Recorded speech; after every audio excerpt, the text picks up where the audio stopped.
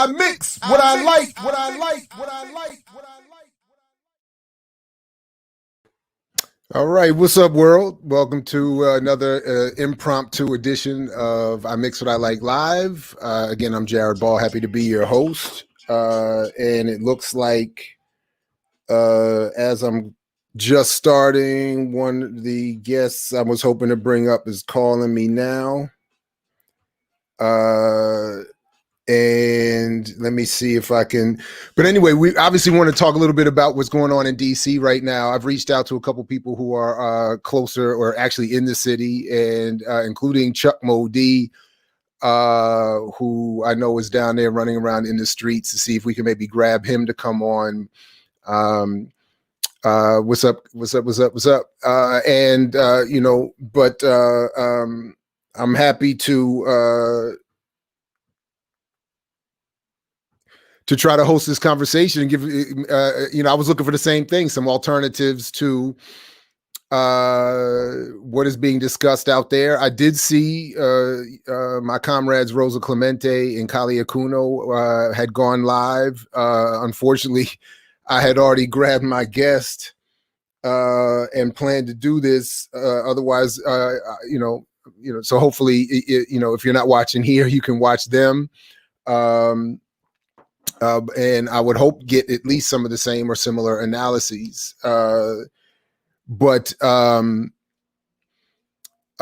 Anyway, so I'm, feel free to get in the comments or chats. I've been watching what's going on down there, and just noticed some obvious contradictions, starting with the preparation by the Capitol Police, or the lack thereof, in comparison to when Black Lives Matter related protests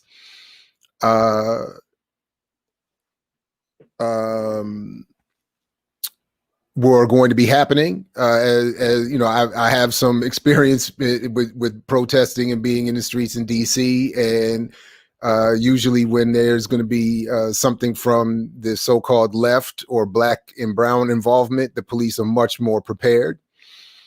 So that was interesting. Of course, there has never been a sitting president encouraging us to protest, as was the case here. And of course, there have never been a situation where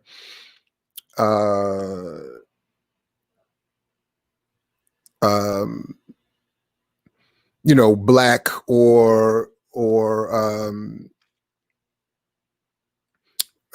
so-called left of center protesters would have. Well, let me not say that. It's just interesting to notice some of the differences. It's also interesting to notice the shock in some of the coverage. Sorry about this. I'm just trying to find out what happened to my guest. Anyway,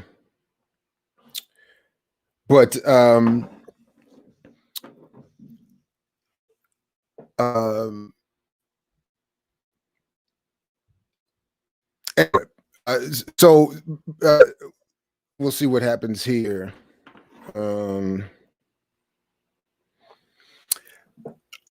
The other thing that I was looking at that was interesting is that I was hoping to talk. It looks like, oh, here we go. So I've been wanting to get him to join me for a while anyway. It's always good having this excuse. Well, not always good to have this excuse.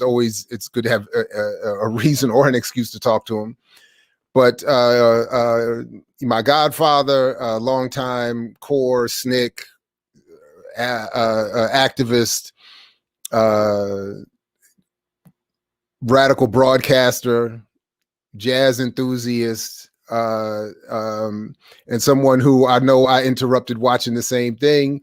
Mr. Tom Porter has joined us to help us maybe assess or to grapple with what we're seeing happening in DC, and I appreciate it, Mr. Porter. I appreciate you jumping on with me. Yeah, we seem to have a little static on the line. Oh yeah, you sound and look good to me. So I'm not sure I'm what not that is. sure what's happening, but and I don't have earbuds and that kind of stuff. So Okay. Well, uh, can you you hear sound me fine. Do you okay? hear? I hear you. Do you hear me? Yeah, I hear you, but it's static. If you can hear me, that's what's going out, so it'll work. Yeah, you sound fine to me. I'm not sure why you would hear static on my end, but I don't know. I was just trying to quickly run through what I saw was happening, just in terms of the difference between the police preparation and response to the protesters. Although, in the fact that it is, to what I've heard reported, I don't know if this is accurate, but if it is in fact true that it is a police officer responsible for the shooting of the white woman. Yeah, we got just a lot of static. I can barely hear you, and it may have something to do with my phone. Yeah, it probably Uh, is. It okay. It is. It's definitely on your end, I'm trying to see unfortunately. what I can Okay. do. Um, yeah. Check the settings, and I'm not really sure.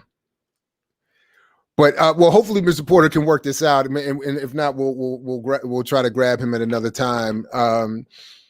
But I'm not really sure. I can hear I'm you sorry. well now, but I guess you can't see me. I see you. I see you. We see you and hear you You see fine. me? I don't. Yeah. Okay. Well, let's roll. All right. No, I was just saying that if what I was saying initially was that I was looking at what was some of the similarities and differences in the way the police were responding to this, and that one of the similarities, or one of the differences, was rather that the preparation seemed to be less intense and less ready in number than when there are black protesters involved. And then on the other hand, I said there were similarities in that if the reports that I'm getting or seeing are Oh, correct, that it was a police without officer a doubt. that shot the woman, then it's the same. Then it is similar Can you in the hear way the me? police. Yeah, I hear you, but I'm not sure you're hearing me. Uh, I'm hearing you now. It's much better. okay, so Okay, it seems to no. Oh well, we let's see what happens.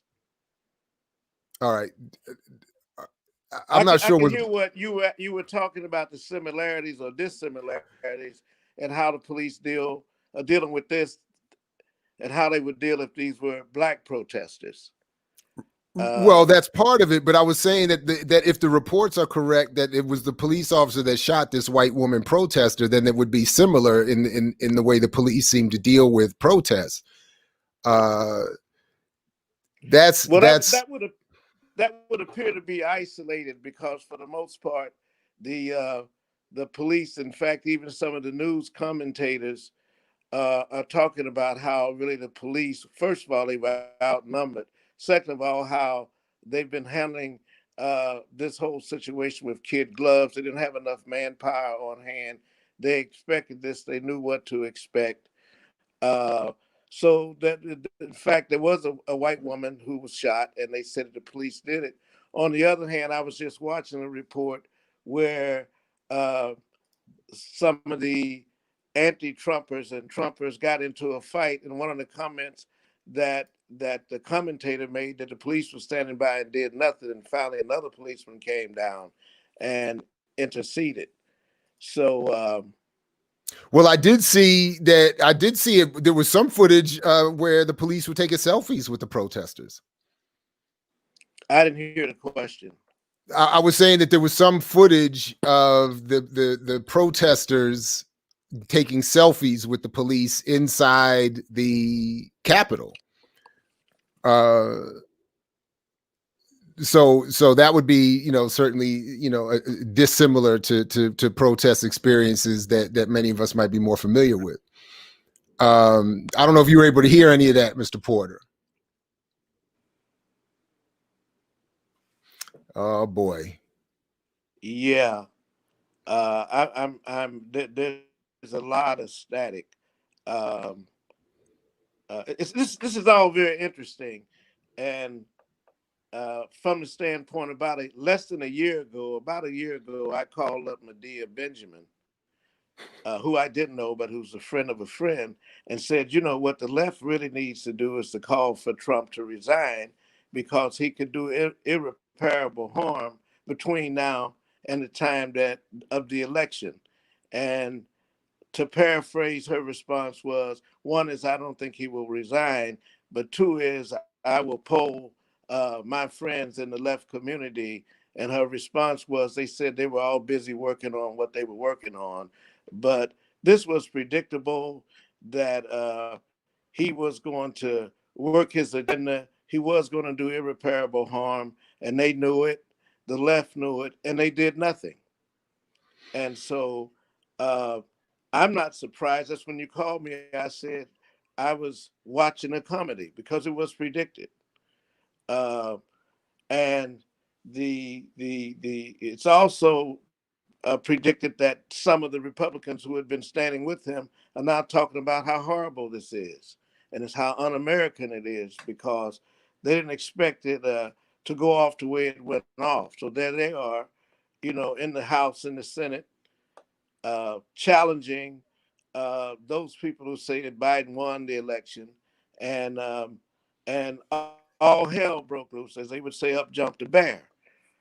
So, but all of this was predictable. Uh, Trump is unstable and he's crazy. He's always been crazy, but so was Hitler. Hitler was tolerated as long as they could, and they've tolerated. When I say they, Trump, Trump's problem was he didn't solve the problem that the ruling class thought he would solve. They thought he'd be able to uh, muzzle China, break China. They thought he'd be able to solve the problem of North Korea. They thought he'd be able to solve the problem of Venezuela, the problem of Iran. Uh, Instead, he's effed up on all fronts. And so they really don't have any use for his erratic behavior. They were willing to tolerate that if he had solved certain problems. He didn't solve any of those problems. He thought he was a player and he was being played all along. I mean, people make a mistake and think that the Congress and the Senate is something other than theater, which is something that they put in the Constitution to give the American people a sense that they're participating in the game. But it's purely theater. We talk about the system, but we don't talk about the people who run the system and what the intent of the system is. So now we're at this moment where Trump is really showing how crazy he can be, and he's unpredictable. And so now you have at least one congressman, Ilhan Omar, is called for his immediate resignation. Another congressman is calling for the institution of Article 25, which says that I guess he can no longer fulfill the duties of his office. So what's new about that? Well, it's also that man, I hope you can hear me, man, because we can hear you loud and clear, and it's great. But I love that you start with, or at least include in your start, a critique of the left, because Of course. yeah. Because to me, it's going to be very easy to blame Republicans. The squad have already been blaming the Republicans for why they didn't challenge Pelosi's leadership, for why they supported the national defense spending, and to your point here, why they haven't done more to prepare for this moment, and now they'll be able to use this to further solidify support for Biden and whatever will be called in advance through his administration as well. So The problem is yeah. I'm still getting that static, and I'm really trying to figure out, do I need to hang up and call back? I'm not really sure. Let's go ahead and try that. Let's try that, because it would be great to be able to get you loud and clear here. So let's go ahead and try you hanging up and coming back, and go from there, and just make sure that the settings on the app are okay, and if possible, I don't know if you can get on your computer and join from there, but let me that will require me to you can hear me, I can hear you uh uh sometimes, but I don't always get your questions, what you're asking me. Say something now. Is this Yeah, any see, better? there's some static. I'm gonna have to go and excuse me at the age of 81. I'm No not as problem. technically literate as I should be, because It's I'm all sure it's good. something that I'm not doing. But it'll take me a minute to get on my computer or hang up and see if I call back, I can get a better connection. See if you can hang up and come back with a better connection. Let's try that. Okay. All right. Anyway, we'll try to hold the fort here for at least a little bit. And I appreciate you all for joining me and joining us here. But anyway, the point I was trying to get and would like to hear from him, and happily check you all in the chat is this point that the what is supposed to be the left and supposed to be in opposition is not, I think, organizing solidly enough, and is not taking the threats that they themselves claim. I mean, it's sort of like what we were saying in another conversation, that if you really believed, as many on the left had been saying, that Trump is a fascist and going to bring these kinds of problems, why would the reaction be, or the response be, what seems to be little more organizationally than getting Democrats elected? And even today, the suggestion that the two the election so-called victories in Georgia, which will give the Democrats at least parity, if not a majority in the Senate, is going to be somehow an advance, because it's going to allow Biden to more easily apply or enact his agenda. As far as I'm able to tell, his agenda has been pretty clear, that he said overtly nothing's going to change to Wall Street. He said he's going to increase the spending of on police to 300 million, up 300 million.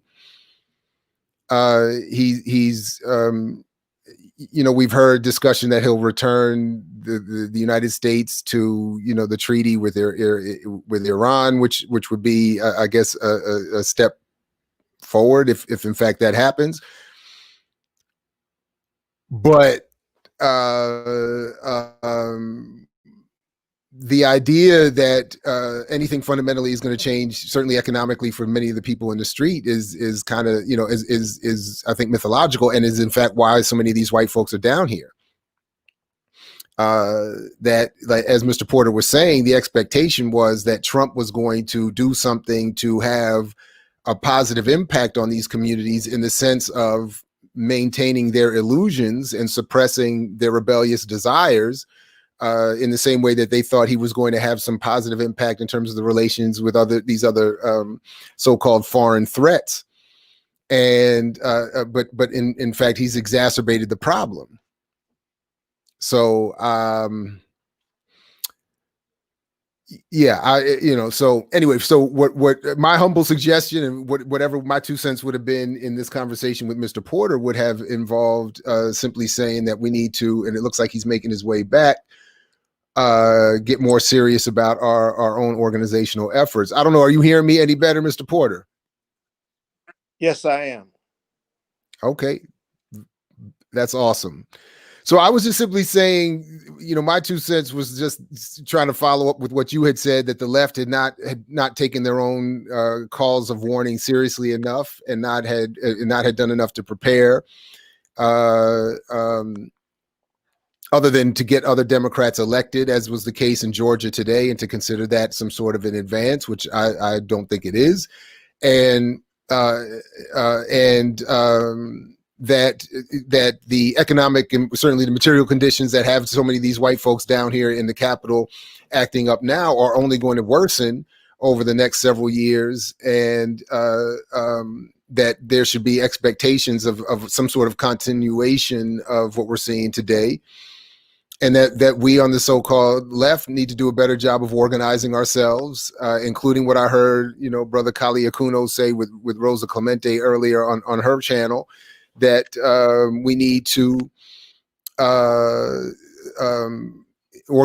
not only organize, but organize our self-defense, and I agree with the, if in fact the Second Amendment extends to us, that we should take advantage of it and train and prepare and organize and use this opportunity to consider alternative forms of governance and organization and society building, and start moving along those lines, because I don't see anyway, the energy we're seeing on display downtown DC today, I don't see abating, certainly over the next several years. I see the opposite. It will intensify. So anyway, that was just what I was just trying to quickly summarize while we were waiting for you to make your way back. So I don't know if you have any responses or thoughts about that, or if you wanted to continue on with what it was you were talking about before you jumped off. Well, it's interesting. You could talk about the roots of white nationalism and white supremacy. If you go back to the founding of the country, it's always been there. You could also talk about uh, the first Civil War, and this is actually a second coming or an attempt at a second coming of the Civil War.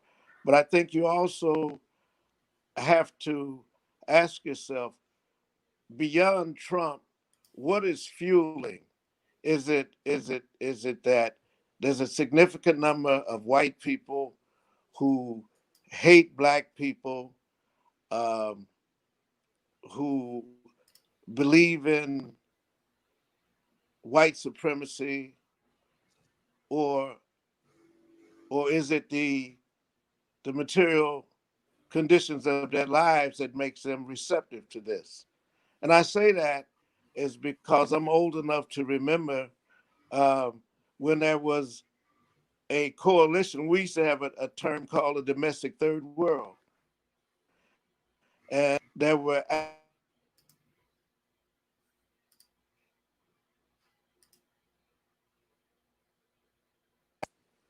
uh, can you hear me, Jared? Yeah, now I can. We lost you there for a second. Yeah, a phone call came in, but anyway, um, uh, when we we had something called a domestic third world, which was a unity of Asian, Latin American, and working class whites. I was involved in setting up the first Appalachian Studies program, uh, and so you have to ask yourself, what are the roots of this modern uh, reincarnation, not of white supremacy, but what is driving large numbers of white working class who themselves are dispossessed, who themselves are suffering uh, from the epidemics that are involved in the country now, the climate, the economic, the social crisis, uh, and the health crisis, the pandemic. Uh, they're not immune from that. All you have to do is to drive out of DC, down through Virginia, through Pennsylvania, or take a trip out to Ohio. So what happened? What actually happened is that the white working class was sold out by the labor unions. The white working class, the unions used to be the funding for the Democratic Party. But and I forget what year it was, 20 years ago, Jerry Worth, who headed Ask Me, wrote a pamphlet, who was head of Ask Me, wrote a pamphlet called From Confrontation to Cooperation, which sold out the unions. And so the left and the Democrats are responsible in some ways for this reincarnation of these white working class, because most of these people don't have jobs. They're suffering from the same problems that blacks are suffering from. So why aren't they united with Black Lives Matter? I mean, what happened to the coalition? I mean, if I think that's a fundamental question, which we don't want to ask. Uh, the problems that we face in this country cannot be solved without coalition politics. On the other hand, we have to organize ourselves first. You can't enter into a coalition weak. Everything you said in terms of self-defense, uh, organizing ourselves, all of that's very, very real and has to be done. It should have been done, but it hasn't been. So we find ourselves in a situation now. So I'm not going to stand here and run a bunch of rhetoric, uh, militant rhetoric. I mean, I can do that, but we're in a very vulnerable situation in this country. We're armed. I mean, one of the interesting things is that they were talking about these whoever the Proud Boys were talking about moving into the communities. I was hoping were going to do that, because one thing I know in my community, everybody in my community is packing. All these young brothers in my community are packing. They all got a friend, as they call their dog. I want to see my dog bark. So, so I was hoping they would come up because it might be a wake up call. You know, it might be a wake up call. You know, so for me, what this is what I call an oh hell no moment. What we're seeing now down at the Capitol is everybody saying, "Oh hell no, we can't have this. This is threatening our democracy. This is threatening our way of life." But the only reason why most of them are saying is they got caught with their pants down. Mm-hmm. They were doing business as usual. They were going to let some people delay what they said was inevitable, that Joe Biden had won the election. They're willing to go along with that. Let everybody say what they had to say and what have you, because that's what they call democracy. And then what? Up jumped the bear, because these guys are angry. These people who came here, they're angry because they're catching hell. And the only thing they have going for them is notions that their way of life, which they were never really in on to begin with, they were never really in on America. I mean, I remember I ran for Congress in 1974. It was a 74, yeah, in Ohio. I ran in 2 counties that were 99% white. And the urban center was Cincinnati. And the black politicians and the white politicians said, whatever you do, don't go out there. Don't go out to Brown County, Claremont County. Just send your literature out there, but don't show your face. So I decided I would go out to Brown County, which was a tobacco county, rural whites, 99% white. And I'm in a tobacco barn. And I said, look, you got a couple of choices. If you like what I'm saying, if you think I can represent your interests, you should vote for me. But if I don't represent your interests, you shouldn't vote for me. But if you vote your racism over your interests, you're a damn fool. Said, you crazy.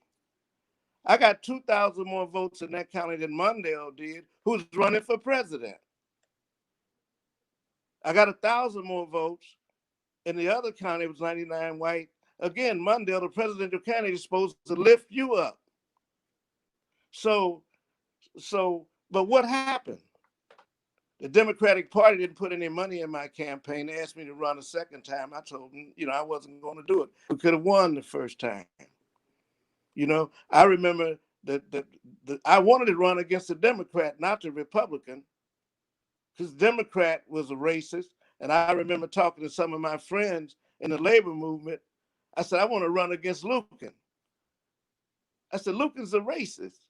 They said, but he's right on labor. So we find ourselves in a situation where it would be very easy for me to come and talk about white supremacy and white racism. That's been real. That was part of the founding of this country. Well, the one thing to your point, quickly, maybe this was naive and maybe incorrect, but I never expected that they would be up in your neighborhood or anywhere else. That's not how these things go. That's not what they were there to do. And to their credit, if they're to be given any, they were they are addressing themselves to the correct location. The seat of their But problems, the causes of their problems, is not on your street. they It's are in in. my neighborhood. The truth of it is that they are in my neighborhood. The truth, if you come in my neighborhood every day, you'll see cars with Virginia and Pennsylvania tags on them, the same kind of white boys that you see downtown. The difference is that they're doing all of the construction work. Mm. They're doing all of the construction. They're all over my neighborhood. See, there's so much hypocrisy that's going on. My neighborhood, my street, I bought my house from the last white person on the street. Now I'm almost the last black person on the street that owns a house. Uh, and so when we look at, there's so much hypocrisy going on. I told a friend of mine, I said, I don't give a damn about these restaurants going out of business. They open up to support gentrification. They Mm. didn't open up to serve the people who used to live here. And they don't want to pay the workers $15 an hour because they say that if we paid the workers $15 an hour, we couldn't stay in business. So my answer to that, you should have a job. If you can't pay the workers a decent wage, maybe you need a job. So what they're all over the neighborhood. That's and they're very arrogant and they're ready to fight. The problem is we're not ready to fight. Like I say, all these young boys in my neighborhood are armed. I can look out my back window now, and if they're out there, they're armed. But they're not mentally armed. They're not philosophically armed. But they Well, armed. yeah, all I was really, you're right, and you make a really good point there about the construction. But I was just simply saying that that the white boys downtown, and I did see they reported that the woman that was shot died. These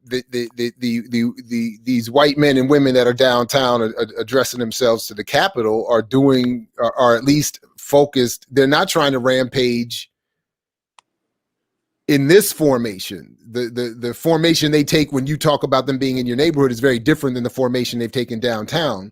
They're not coming through those neighborhoods in that way, in a sense, trying to blame poor Black DC residents for their problems. They are addressing themselves to the seat of power, or at least what they think is the seat of power. But and to your point, they are responding to the conditions that have been imposed on them. But and conditions that I think you make a really good point of tying back to, that have a lot to do with what is supposed to be the left and a labor movement and unions abandoning the working people that should have been comprising their strength and increasing their strength, and perhaps making situations like this moot. Because again, for me, the issue isn't that they wouldn't have white supremacist tendencies or notions or beliefs, but that the material conditions around them would at least encourage a suppression of those tendencies, rather than being stoked and amplified as we're seeing happening today. I don't, The problem is I'm having really, again, a hard time hearing your questions. And I'm afraid I'm going to do myself a disservice for sounding like I don't know what the hell I'm talking about. So. No, that's unfortunate for us, because you know exactly what you're talking about, and I don't know what to tell you. I'm sorry that we can't connect. I don't know what's going on. You're not hearing me well at all right now? I guess not. Oh man. Okay. Now I can hear you very clearly. Oh. So what happened? I don't know. Okay. Maybe if you stay right there with the mic. All right. I hear you very clearly now. Okay. All right. I'll try to just lean on all the way into the mic. Move back from the mic a little bit. Move back from the mic. Yeah, now I hear you clearly. All right. No, all I was really saying was that I was glad that you brought it back to this history of the left and unions as playing a role in setting the conditions for what we're seeing today. because it is going to be easily dismissed and reduced to ignorant Trump supporters who are white supremacists and Republicans or whatever, or Nazis or fascists, and that their reaction is purely driven by that, and through no fault of the total apparatus or the so-called left, and what the unions and the Democratic Party have done. They've always used the white working class as cannon fodder. They've always used them in their wars. Uh, they've always used them to intercede when black people were trying to make a move, and they've always used the same strategy. Racism. That the problem is that black people got everything. That's why you don't have nothing. They got everything. They're driving around in nice cars. They they're on welfare getting all your money. And they bought into that. I'm not going to excuse them. They bought into that. They should be supporting Black Lives Matter. They should be talking about white lives matter in a real sense. One of the things in growing up in a place like Ohio, uh, where you had blacks coming from the South and whites coming from Kentucky and Tennessee and living in a place like Cincinnati, what you realize is that whites had nothing. They had no NAACP. They had no Boy Scout troops. They didn't have any of the things that in the black community we had, because the black community had to fend for itself. So we had black librarians. I mean, it's very, very interesting to watch that kind of phenomenon. They even had black people in one housing project and white people in another housing project.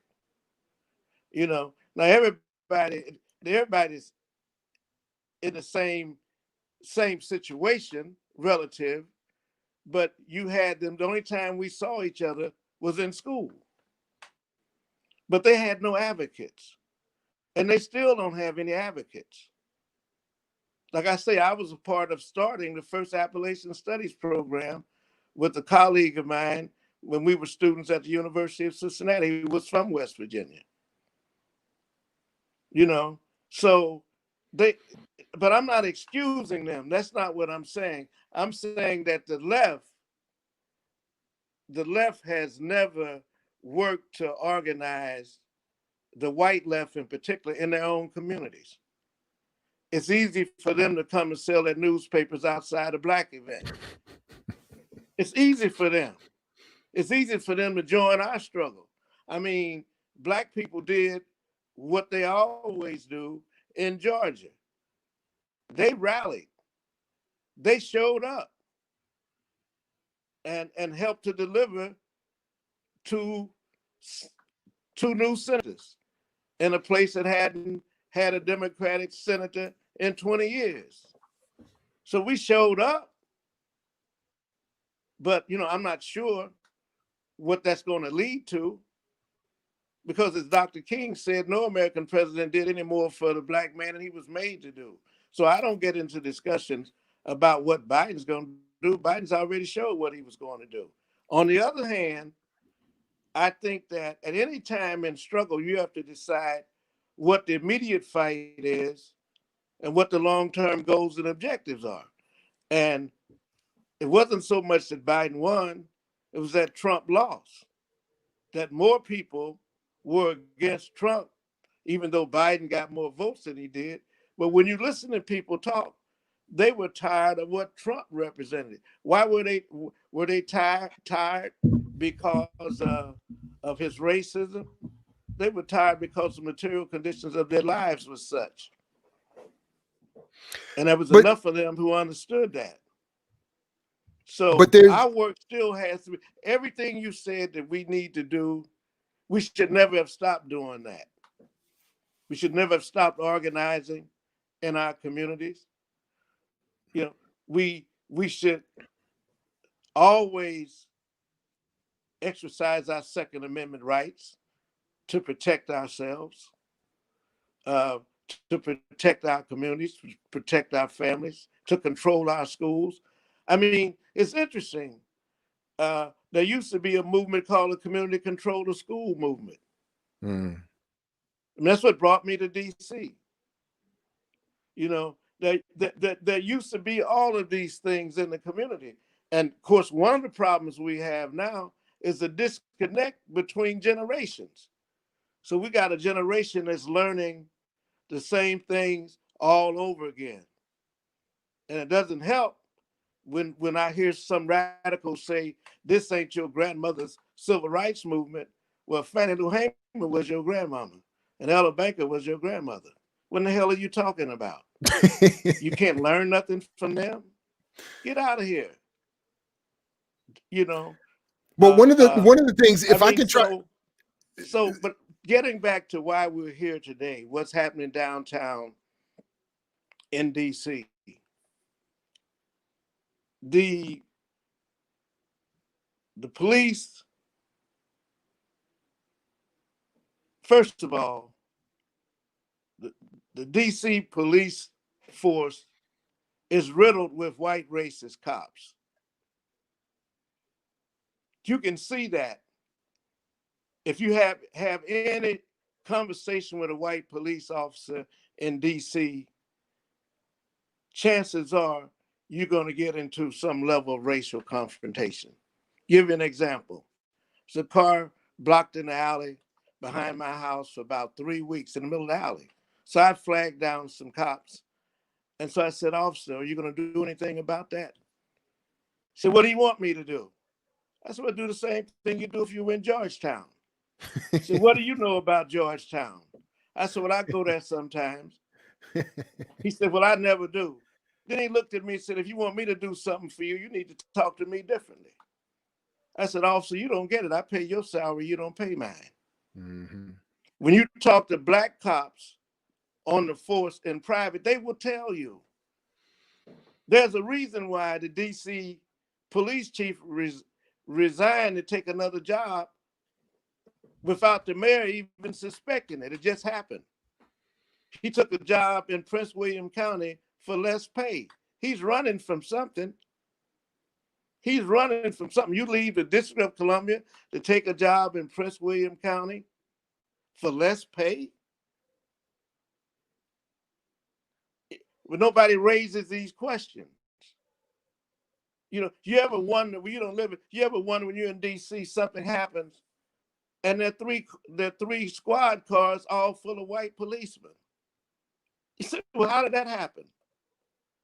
In a city that's at least 50% black, which has a large contingent of black policemen.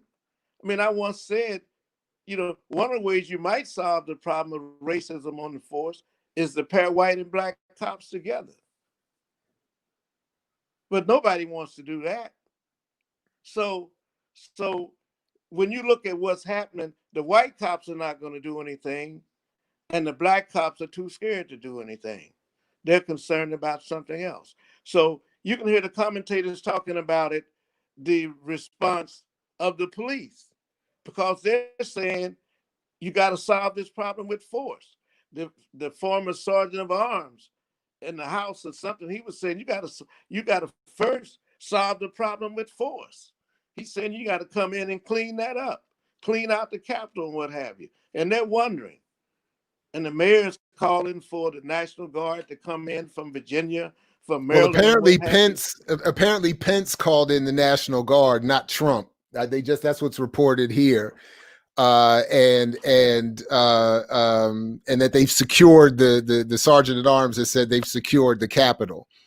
But I want to raise a point that I want to quickly try to mimic something you said earlier and see if I can get this right. Because as you were talking, what I'm hearing is the problem. You had said you something to the effect you would have expected the left to build more with Black Lives Matter, and I think they have, but in the negative way that you've talked about, the union movement has gone, in the sense that the funding, at least to the leadership or to the foundation of Black Lives Matter, as opposed to the grassroots chapters, has always been meant to encourage the leadership to take positions that would encourage the Black Lives Matter movement to support Democratic Party officials.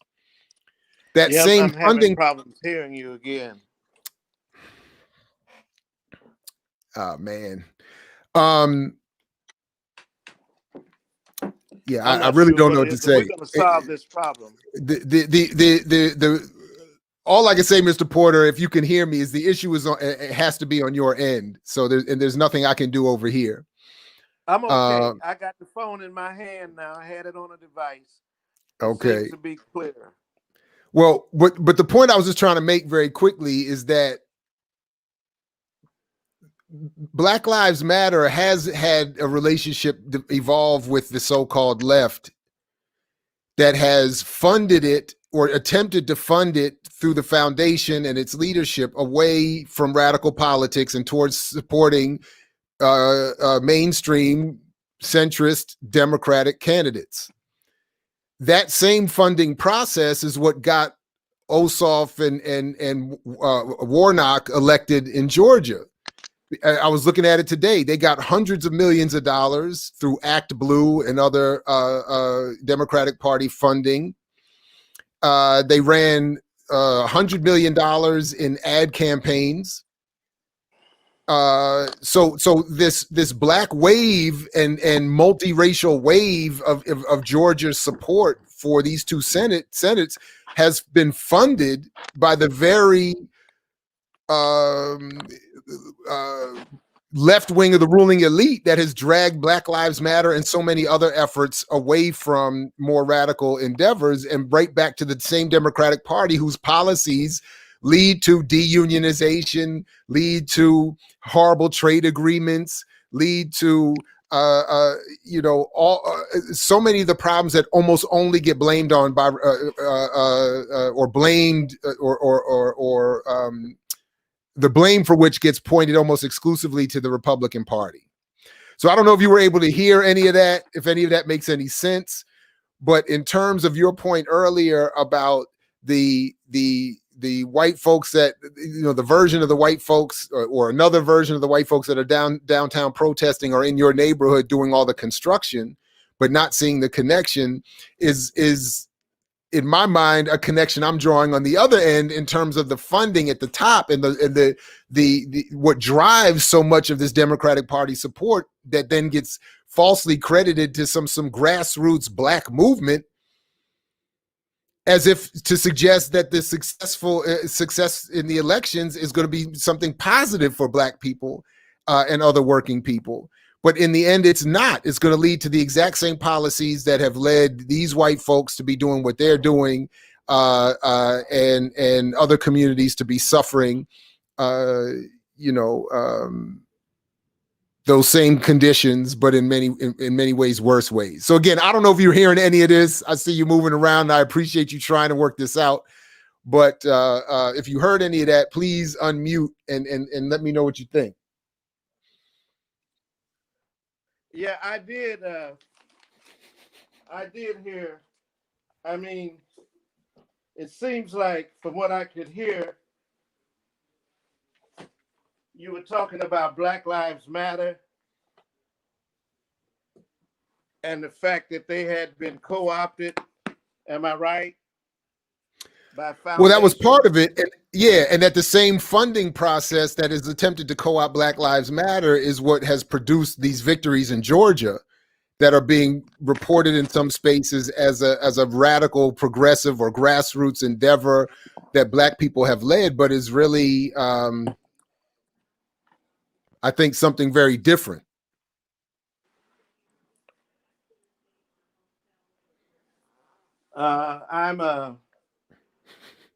I'm still here. Yeah. I'm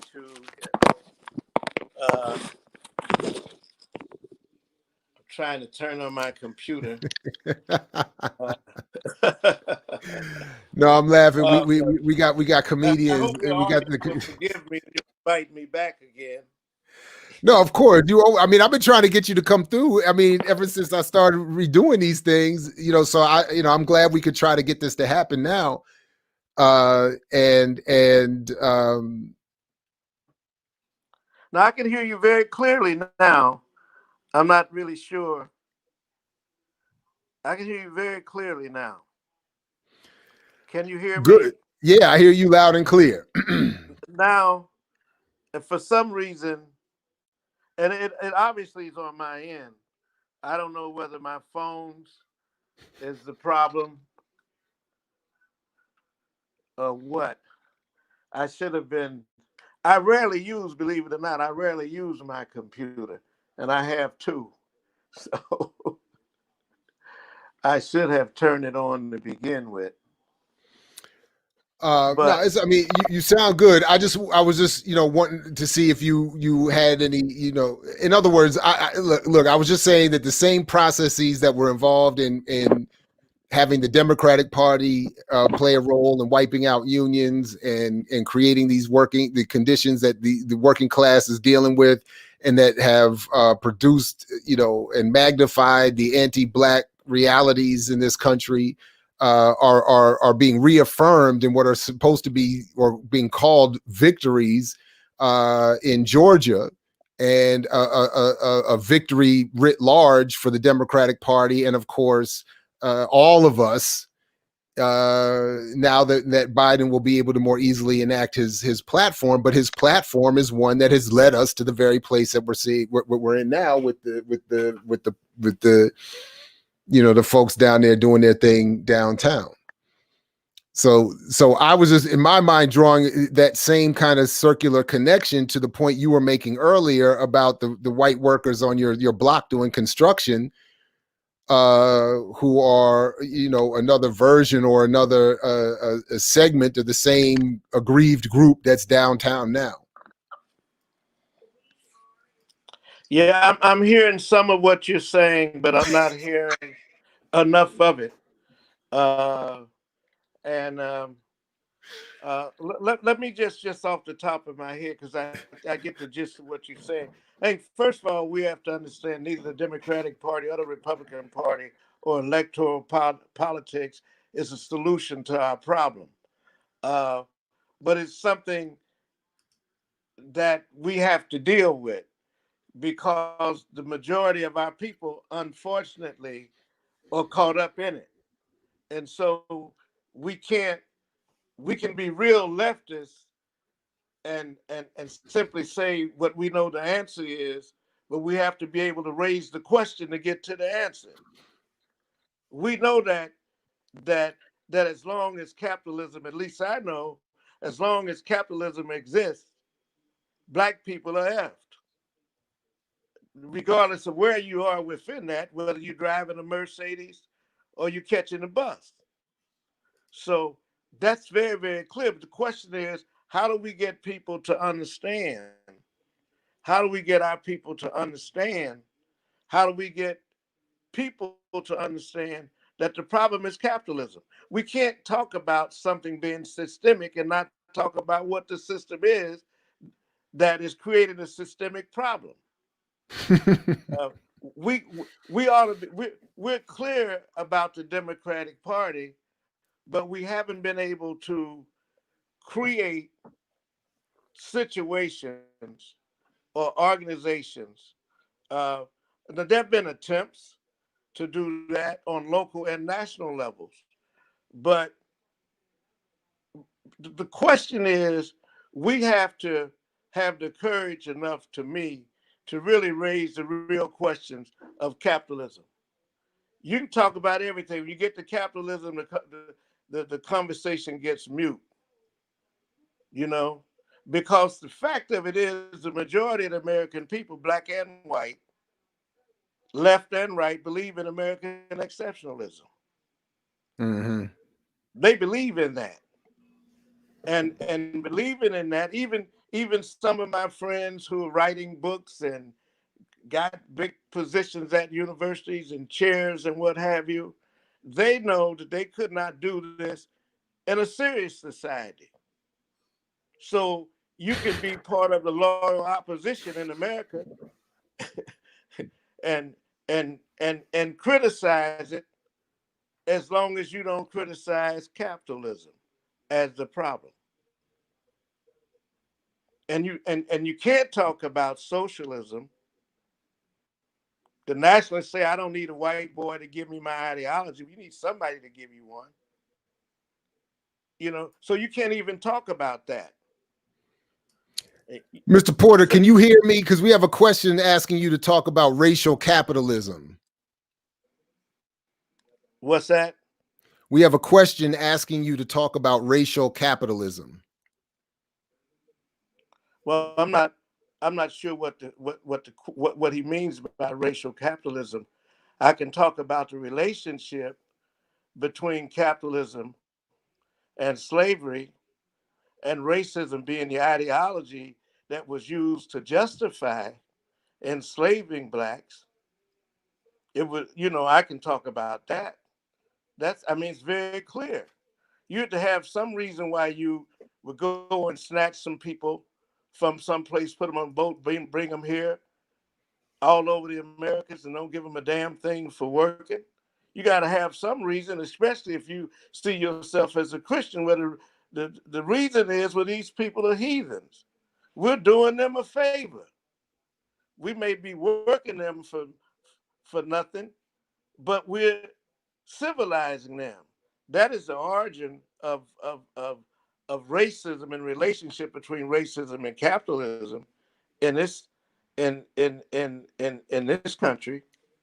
So uh, but we know that racism as a justification and as an ideology to justify white supremacy, because white supremacy is very real. It was obviously this whole enterprise was about white people, but certain white people, and so uh, racism has been a continuous thread throughout the history of this country to justify, one, to keep people divided. It's not only to keep blacks and whites divided, but blacks and Latinos divided. I talk to people I know, and none of them have any Latino friends, but yet they claim they love Cuba or Nicaragua.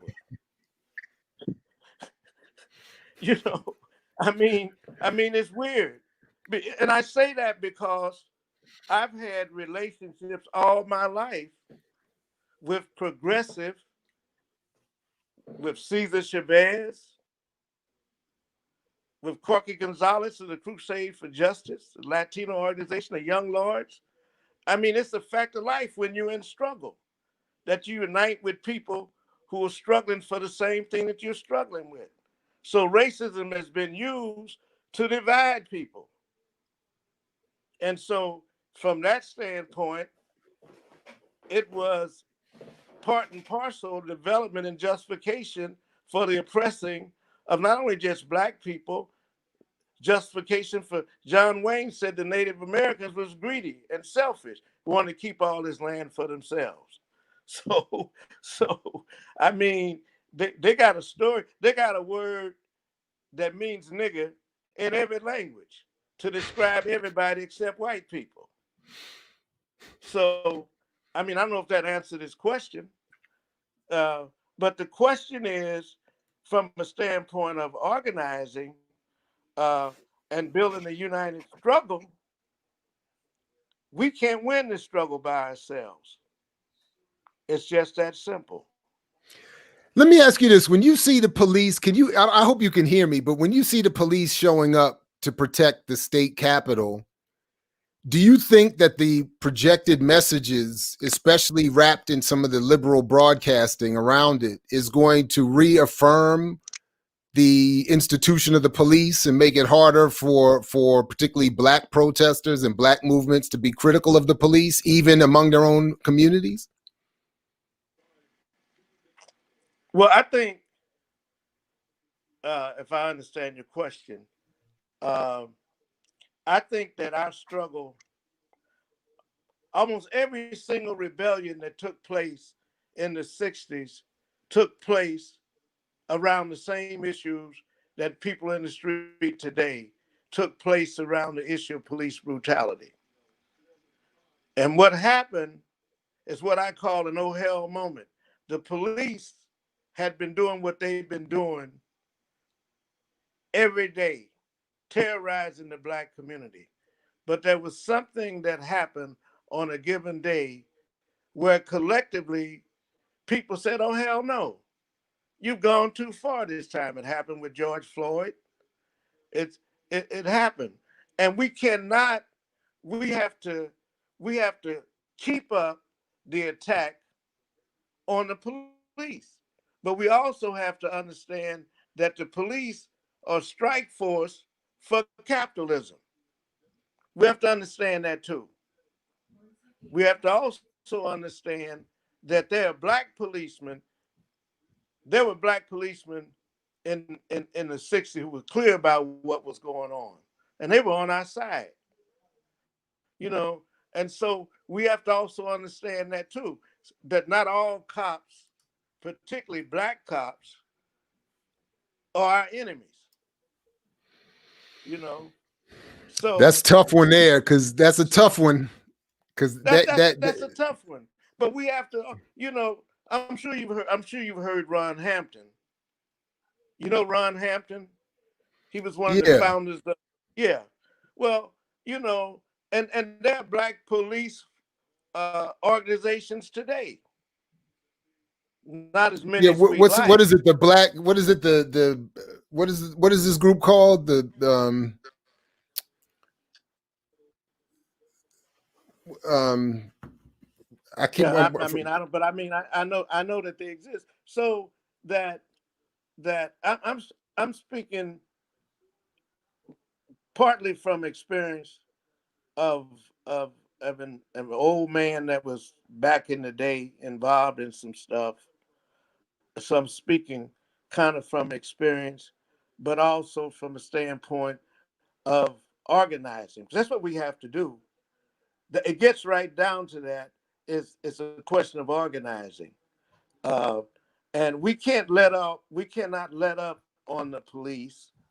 Um, but we also have to understand the relationship between the police and capitalism. And that's, yeah. but at the same time that we understand that philosophically, we have to also be prepared to defend ourselves against the police who would come after us in a racist and violent manner. I mean, we No, can't separate that. I'm just thinking of it in terms of just watching just the images behind me, and Biden having already said he's going to increase funding to the police. He's opposed to defunding the police. If I'm not mistaken, even Warnock has said that he doesn't support defunding the police, though he was just elected in Georgia as a nominal victory for black people.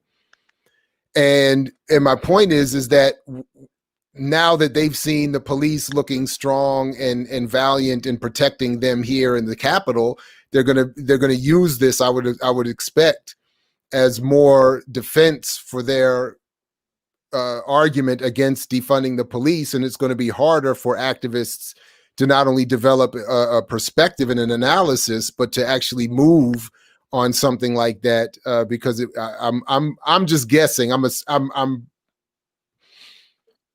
No, you know. I understand that. I mean, but I think we have to be very, very clear. We shouldn't be surprised at at what Biden says, what any of these candidates say. But we have to, as Dr. King said, no American president, including vacillating Abraham Lincoln, did any more for the black man than he was made to do.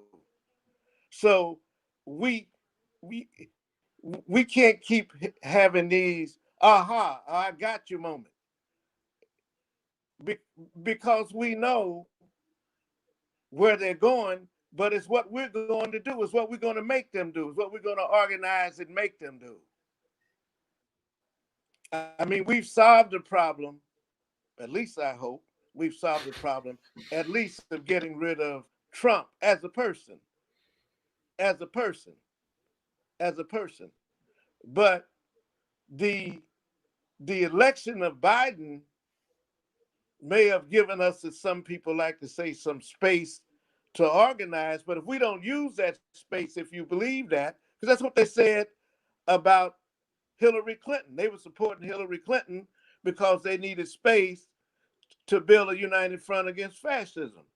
And I say, well, y'all must have had the meeting and didn't invite me, because they never organized against fascism from 2016 to now.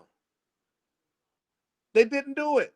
Not the ones who are, and so they're now saying that we now have space. But if you don't use the space, if you don't organize, if you're not involved every day in doing something, and that's something that you can do, as Kwame Ture would say, join an organization. You're concerned about the schools, get on the damn PTA.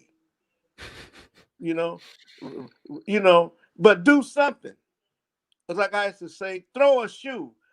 And remembering the guy in Iraq who threw a shoe at Bush. Do something, and that's what has happened.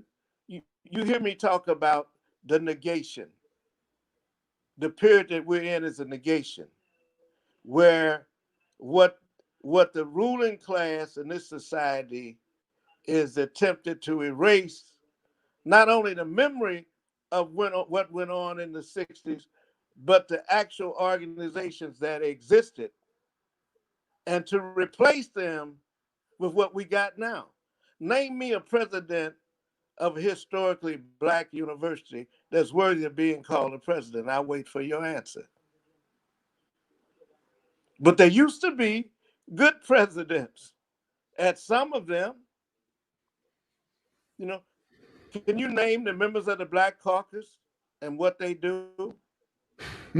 I can't, and I don't know what they do. But I remember Charlie Diggs, Ron Dellums. I remember when they used to talk about something. So they've replaced that with scholars. I heard a scholar, I think it was Amarpour, whatever her name is, a Black woman from Harvard, and they were discussing Thomas Jefferson. And the substance of the discussion was trying to balance his genius in helping to write and shape this great democracy and the fact that he was a slave owner. They all were. That was very interesting to watch this Black woman. Of course, they always say, I'm not excusing them for being a slave owner, but the Declaration of Independence and the Constitution is so beautiful. And it's such a great document and what have you. I even heard Albert Murray, a Black writer, say that he could forgive Thomas Jefferson because of the Declaration of Independence. So people would not have said that in the 60s, not out loud so somebody could hear them. They might physically get their ass whipped. So we're in this period of the negation. Our responsibility, your generation's responsibility, is to negate the negation. It's to eliminate that and to bring forward the work that everybody talks about, the work of George Jackson, the work of Malcolm, the work of Dr. King, the work of Ella Baker, the work of Fannie Lou Hamer, is to reach back and affirm that at a higher level in the context of the day. But you can't do that if you're talking stuff that shit don't matter. That was then and now is now. It's worse now than it was in the 60s. So yeah, I would never agree with. First of all, the claim that this isn't our grandparents' struggle is more about bravado and posturing than anything serious, and it's a mistake analytically. One thing I saw somebody. This would be. I don't know if this is what you meant, but this would be just quickly something that I would disagree with as well, in terms of this idea that I don't agree with the idea that Biden gives us more room to build. I think quite the opposite. And I think Biden is going to suck up some of that space and further cause confusion, as was the case with Obama, and obviously not to that same extent, and I think also to a lesser extent Bernie Sanders, that their presence is again more of a confusion and a sheepdogging or sheep herding purpose, as the late great Bruce Dixon pointed out. But anyway, yeah. So I don't think we're going to get any space, because the guy, and then anyway.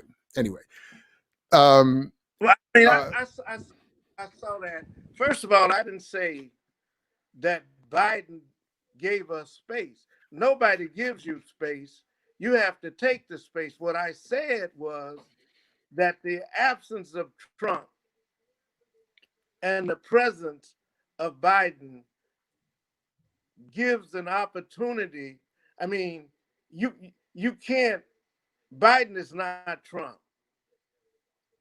I mean, and so I mean he isn't. But the absence of Trump and what he represented and how he ran the country and how he dealt with the Black community and how he justified what he did, how he energized the most racist, rabid elements in this society. I'm glad he's gone. Now, it's up to us what we do. We can sit around and have the conversation that Biden ain't shit. But when did you get the first clue? He didn't just get that way. I mean, so I'm not going to get into that discussion. The discussion is, what do we do? What do we do? That's the fundamental question. What is to be done? What is the task? What are the goals and objectives? So I'm saying that the absence of Trump and what he represented, there's a space. But it's up to us what we do. We can sit around, yeah, Biden is what he is, and he ain't going to do a damn thing unless we organize. And we have to organize not only with, I mean, the system just doesn't go away. And we have to bring our people along as we're organizing. I mean, I can get up here and say, well, the solution is revolution. Well, how do we get there, brother? I mean, I know what the solution is, but what's the question of how we get there? How do we get people to understand that we're not going to ever, as a people, find freedom, justice, and equality within capitalism? It's easy for me to say that, but how do we convince people that that's true? That's more difficult. And so, yeah, it makes sense to me that I can breathe a little better with Trump gone.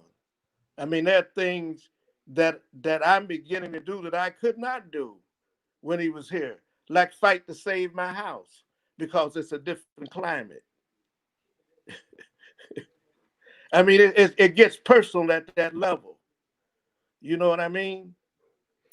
I could not do that when judges were saying that the banks are right all the time, and that's what happened. So, I mean, I'm probably not saying what like I say, I'm 81 years old now, so maybe senility is setting in. Look, first of all, you've certainly earned every right to say what you want and to say something that I don't have to agree with. I mean, and but so I welcome it, and we want to hear more. I do think that I can't speak to the your own personal feeling. I do think that in terms of policy and impact on the world, I actually think Biden is going to be worse than Trump. And I think his impact on our ability to organize is certainly not going to be any better. Although, other than to say he's going to continue to create conditions that will inspire a need for more organization. But I think that the veneer that he puts on the policy agenda and the maybe more polite and professional manner that he brings to it is going to worsen the resistance to those policies, weaken the resistance to those policies, and make them harder to identify or to call out or to identify in their negative impact. Because either it'll be blamed on Republicans or it'll be dismissed as at least it's not as bad as Trump. But I don't agree. I mean, so we'll see. But where I do agree is that obviously it needs to be more than than rhetoric and conversation. And we need to be more organized and be doing many of the things that certainly I'm not doing enough of. But anyway, on a personal level, obviously, I hope you. Yeah. Go ahead. The task is still the same. The task is still the same under Trump or under Biden. So the question is, see, I guess the problem I have when I listen to people talk is that I mean, I don't have endless conversations about Biden because I'm clear about what Biden, but I'm also clear about the job of the president comes with its own job description. So it doesn't matter from that standpoint whether it's Trump, Biden, or Obama. It's got a job description. Now, one of the things that Trump did, he expanded it as much as he could to justify his ends and what have you. Obama didn't do that. There were things that he could have done that he didn't do. I mean, he bailed the bankers out, but he could have made 50% of black wealth was lost on Obama's watch, and that was because black people's wealth was in their homes, what they owned. That was the basis of their wealth to the degree that they had some. You know how long it'll take you to recover 50% of your wealth as a community, whatever that is? So, you so the don't. job description is already there. The president is not the head of the company; he's the chief executive officer. We have to, but the task is still the same. We have to organize, stay focused on what our goals and objectives are, regardless of who's in the White House.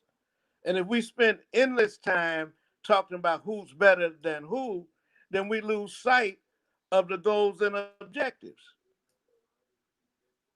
So I don't disagree with you about what you say about who Biden is. I don't disagree with that at all. That's not my point. My point is, and I had this, my point is that it is sometimes some conditions are better to for you to organize under than others. You still have to organize, but you have to have different tactics. I mean, if you're up against a police state and where then you definitely got to do some different kind of organizing. You got to be engaging in legal and illegal work. It's a whole lot of stuff you got to be doing. But I'm not going to, just simply, I mean, we don't have a disagreement about who Joe Biden is. We don't have a disagreement about that. But my problem is that we have to still do the same work. Now, the conditions under which we do that work may change. The work doesn't change, but if the conditions change, then we have to work differently. And that's the only I point I'm mean, making is that's where, and that's the only point I'm making in terms of where I think where I do think there is some value in discussing the disagreement, because I actually think that the conditions for us to organize are going to worsen under Biden in the same way that they worsened and weakened under Obama. It's obviously not the same euphoria, but it's the but that's same sort because of. we went to sleep. That's because we went to sleep. That's because we went to sleep. I remember I was at the Obama convention in Denver, Mm-hmm. and I remember sitting there watching that show. And I'm sure I've said this to you before. And I wrote in my notes then, I said, this shit is a cross between an Amway convention and a Billy Graham revival. I was That's right. watching it. I could see it was pure game. But black people were so happy, you couldn't say anything. You can hardly say anything about Obama now. You know, the men grab their crotches when they think about Michelle, and the sisters, go goo goo.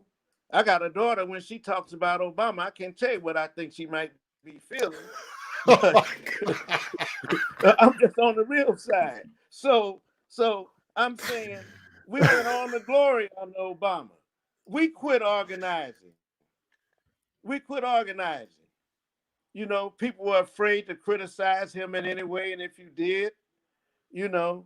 So I'm saying that there's no essential difference in the job description for the president. Yeah. You know, Yeah. different presidents behave differently. Roosevelt was first faced with certain problems, and he solved some of them, and he did a good job on the ones that he solved. Some of them he didn't solve. Uh, I can't think of a president, with the exception of Jimmy Carter, and his thing was flawed, uh, who came anywhere near to measuring up in comparison to the other ones, you know. But the job description is there. So uh, if we go to sleep under Biden, if we think that the fact that the Democrats control the Senate and the House, and the Democrat is president, that we can go on to glory. You ever notice that every black movie ends with a lion dance and a big meal? So we'll go back to lion dancing and having big meals and what have you, because everything is groovy, you know. But we can't go to sleep. And that's what happened under Obama. We went to sleep. And then when we did wake up, we say, shit, this cat was president, man, and we worse off now than we were before he became president. Mm-hmm. Mm-hmm. I got my notes. I write notes about Obama. I write little poems. This is when he was there. And one of my poems is about the big party at the White House where the barbecue and the liquor was flowing. They was lying dancing like mad, and the poor and the wretched were standing outside the White House gates trying to get in. So, so we wake up, we say, oh, this guy was president, and Obama had the House and the Senate in his first term. We Yeah. forgot about that. And then 8 years later, we say we blame it all on Trump. Obama made it possible for Trump to get elected. He was part of that. The Democrats made it possible. Oh, They didn't like absolutely. Bernie.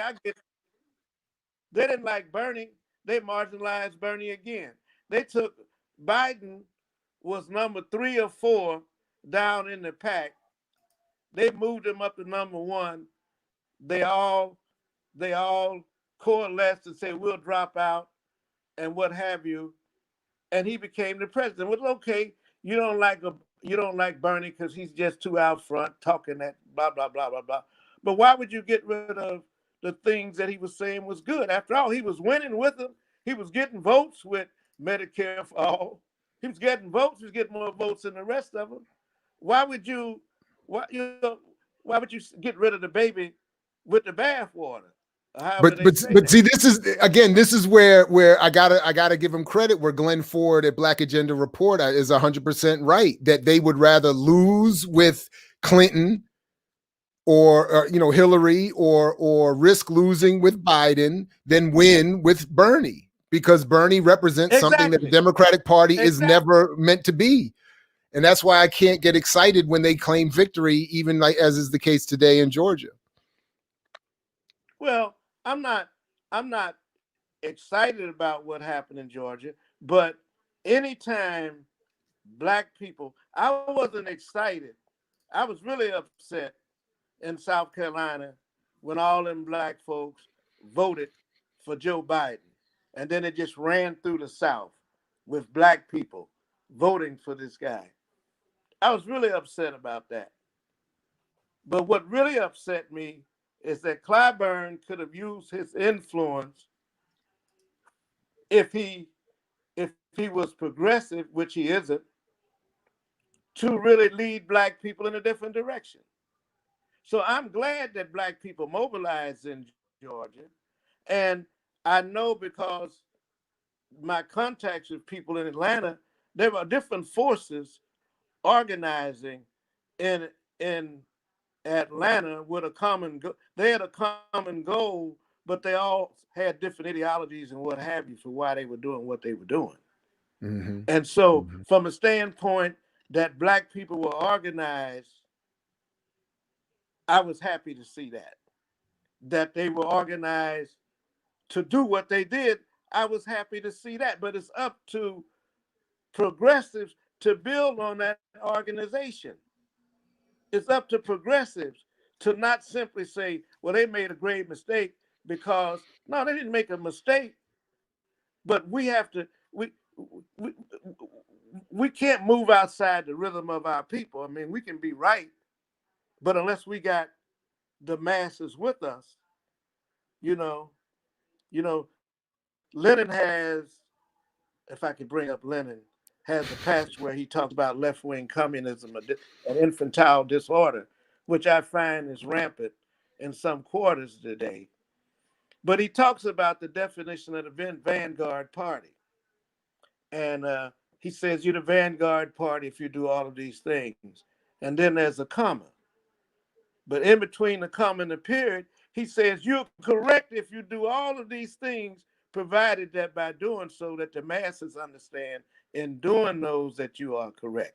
If they don't understand that, then you just stand on the corner holding your Johnson and you talking cash shit. But if the masses don't understand it, you can't move to the next stage. That's all I'm saying. So we don't have a fundamental disagreement about who the characters are. We may have a disagreement on how I think we should deal with it, because the task is still the same.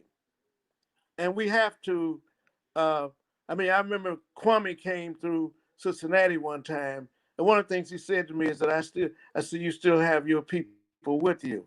And one of the things is he always had his people with him. He kept bringing them with him. He kept bringing the people who followed him with him. And that's what we have to do. And it's not easy. I mean, it's not easy to to you think it's going to be difficult organizing under Biden. It was really difficult to organize under Obama because everybody was at the line dance, at the party. You couldn't even talk about Obama. You couldn't even bring it up. Everything about him was great. And they used him to redefine what black people's all about. They, I mean, I used to say to Mary Baraka, we talk about black people. I said, Baraka, they got a factory where they making them at. Obama was groomed to do what he did. Do you know at most elite universities they have what they call selectors? And these are alumni of the university who seek out, this used to happen in the 60s, black or non-white student who would benefit from the Harvard experience or the Antioch experience and what have you. And then they would recruit them to come to their schools. Barack Obama was groomed. He was taught how to walk. He didn't walk like that when he was in Harvard. They emphasized his basketball game. They did all of that. And then they said he was the essence of cool, not Miles Davis. All of a sudden, we had a new definition of cool, you know. So you couldn't say nothing about that. His wife looked good. He had little kids. And I mean, he looked good. And then that's what people said. He looked good. He looked better than Michelle, looked better than Hillary Clinton. I mean, I give it to them. They were the best looking couple in the White House in a long time, maybe the best looking ever, you know? And we got caught up in those optics and we went to sleep. We didn't do anything.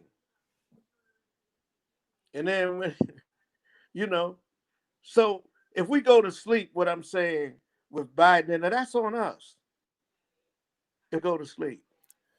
Well, that's why You I want know, to keep saying, and that's why I want to, keep having these conversations, because that, that to me is one of the small, you know, bits of contribution I'm trying to make, is to say I don't want us to go to sleep, and I don't want us to be. That's why I keep saying I don't want to. I don't. Well, anyway, I want to look at this as a moment to say we need to get more serious and get back to being more serious about organizing outside of nonprofit Democratic Party funded structures, so that we can come up with other solutions. And then we have to do and have these serious conversations offline. Like these public conversations, I think are meant to encourage a certain trajectory intellectually. But the real work has to be done, offline and off air, and I think go in many more, radical directions. So anyway, Mr. Porter, I just want to thank you very much. We had no plan for this. We jumped on. You were gracious enough to jump on with me and rock for 90 minutes. I definitely want to do this again when we have a more organized arrangement and we can get into so much of the other stuff that I know you are an expert in talking about, and even elaborating on some of what we discussed today. But again, thank you very much for doing this. I really appreciate it.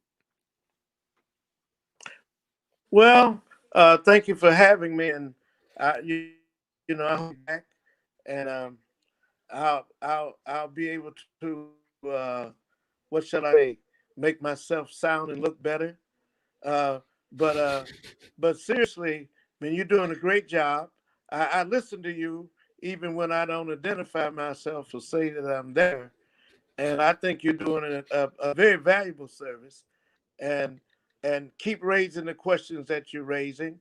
But uh, my point is that I have never been in a movement when we were trying to get America. The civil rights movement was not about trying to get in on America. It was about solving certain problems in terms of discrimination, uh, in terms of inequality, but it was never about, even Dr. King said he didn't think it was good for our children to be educated white people since they didn't believe that they could learn. But most people never read King, and so but they don't ever read Malcolm either. They quote him. They say by any means necessary. They don't do a damn thing necessary. They just drop that and keep going. You know. Well, on the 15th, we have the hate awards we're doing on the 15th, but I think later that day I'm also going to try to do something on King. So I might, if you're available, I'm going to try to reach back out to have you on with me again on the 15th, or anytime, whenever. But because I want to try to address some of that also on the day of his birth. So, anyway. Oh yeah, I'm always. I always tell people I love Malcolm and I love Martin, and I never felt that I had to choose. Like I don't choose between Sonny Rollins and John Coltrane. I don't have to make that choice. When my kids came home one day and they told me that Prince had replaced Michael Jackson as the primary cultural figure, I said, "Why are you gonna play Prince and Michael off against each other? Why don't you cut Mick Jagger out the money?" Well, that's it. Let's run on that note. Cutting Mick Jagger out the money. Hey, Mr. Porter, I'll be in touch very soon, man. All right, man. Thank you for having me. I'm sorry about the technical difficulties. Oh, no problem, man. It's worth it. It's worth it. I'll hire a technician. I hope I didn't offend any of your audience, but I think we're all on the same page. We're all on the same page, man. I'll talk to you soon, man. Mr. Porter. Thank you very much. All right, everybody. Thank you all very much for jumping on with us. I hope this was of some use and value as we try to offer up something to combat all of that. Tomorrow we have a lot here at I Mix What I Like Live.